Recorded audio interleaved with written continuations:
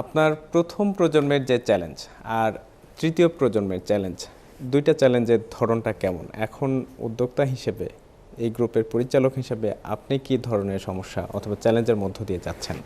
Challenge বা সমস্যা এটা নেভার এন্ডিং।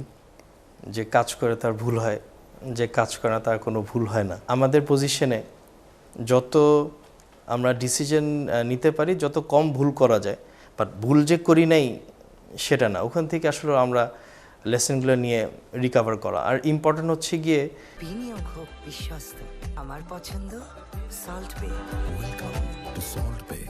যদি বোর্ডের সাপোর্টটা থাকে, যদি পার্টনারদের সাপোর্ট থাকে, সবার আন্ডারস্ট্যান্ডিংটা যদি ক্লিয়ার থাকে, তাহলে আর যদি ট্রান্সপারেন্সি থাকে, ভুল করে যদি আমি রেসপন্সিবিলিটিটা মেনে নিই বা আমি যদি নিয়ে যদি আমি শেয়ার করে আমি যদি মুভ ফরওয়ার্ড করি, এখান থেকে যদি শিখতে পারি, দ্যাট ইজ মোর ইম্পর্টেন্ট। ওই চ্যালেঞ্জ ফেস করলাম, ভুল করলাম, তারপর এটা নিয়ে আমি সারা রাত টেনশন করলাম, ঘুম হচ্ছে না, এটা হলে হবে না। আমি মার সাথে ওপেন শেয়ার করি যদি পার্সোনাল কিছু হয়। আর যদি ব্যবসায়িক কিছু হয় আমি বাবার সাথে যাই, আমি দেখি যে ইজি আমাকে করে দিতে পারে। ডেফিনেটলি আমি নামাজ পড়ি, আল্লাহ সুবহানাহু ওয়া তাআলার কাছে চাই। ওনার কাছে আমি চেলে মাথা নত করলে আমি দেখছি যে আলহামদুলিল্লাহ সব প্রবলেমই সলভ হয়ে যায়। তৃতীয় প্রজন্মের উদ্যোক্তা হিসেবে আপনি তো ওই আগে সাপোর্টটা পেয়ে যাচ্ছেন ডিসিশন মেকিংয়ের ক্ষেত্রে। শুনেন, নিজের বাচ্চা পালা আর আরেকজনের বাচ্চা পালার মধ্যে অনেক বড় পার্থক্য। আপনি নিজেরটাতে যেরকম ফ্রিডম নিয়ে, সাহস নিয়ে আগাতে পারবেন,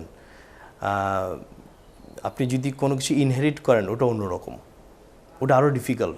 নিজের রিটেল ব্র্যান্ড আর মিনিসো বাংলাদেশ, এটাও তো আমাদের, এটা তো আমরা নিজেরাই, আমাদের জেনারেশন। আমি একা বলবো না, অফকোর্স না, এখানে আমি, আমার পার্টনার, আমার ফ্যামিলি, আমরা সবাই মিলেই, বাট অফকোর্স এখানে আমাদের টাইমে মিনিসোটা হয় আর কি, আমাদের জেনারেশনে।